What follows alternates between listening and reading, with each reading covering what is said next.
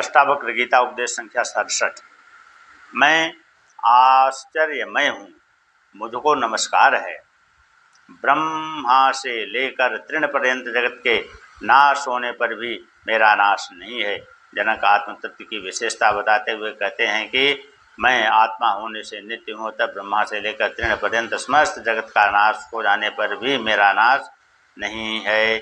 मैं आश्चर्यमय हूँ, अब संपूर्ण सत्ता का आधार मैं हूँ, तो मैं और किसे नमस्कार करूँ। मेरा मुझको ही नमस्कार है। यह ब्रह्म पारमार्थिक सत्ता है, इसे किसी ने बनाया नहीं, बल्कि इसी से सब बने हैं। संपूर्ण जगत बनने पर भी इसकी पूर्णता में कमी नहीं आती।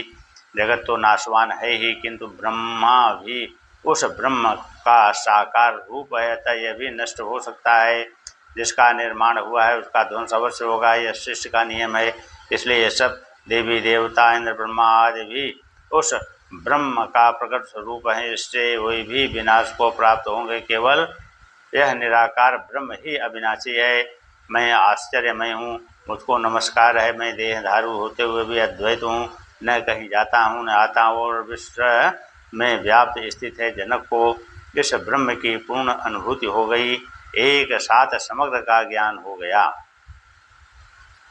वे आश्चर्यमय होते हुए स्वयं को ही नमस्कार करते हुए कहते हैं कि यद्यपि मैं देहधारी हूँ, फिर भी अद्वैत का बोध हो गया है।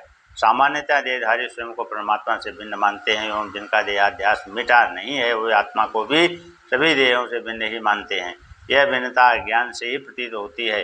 जैसे सभी कुओं में जल भिन्न भिन्न प्रतीत होता है, किंतु उन सबका संबंध एक ही महासागर से है। जिसका चंद्रमा एक ही है, किंतु भिन्न जलाशयों में पड़ते प्रतिबिंब से वह ज्ञानी को भिन्न भिन्न रूप में दिखाई देता है। आकाश एक है, किंतु अज्ञानी घर और बाहर के आकाश में भेद करते हैं। इसी प्रकार ज्ञानी ही सुख दुख राग विराग ममता जन्म मृत्यु पुनर्जन्म आदि को लेकर आत्मा को भिन्न भिन्न मानते हैं, जबकि ये सभी गुण शरीर एवं मन के हैं, जो अज्ञानवश आत्मा पर आरोपित कर दिए गए हैं। वे आत्मा के धर्म नहीं है। आत्मा तो अद्वैत ही है, एक ही है, जो सब में समान रूप से व्याप्त है तथा इन सभी गुण धर्मों से परे हैं।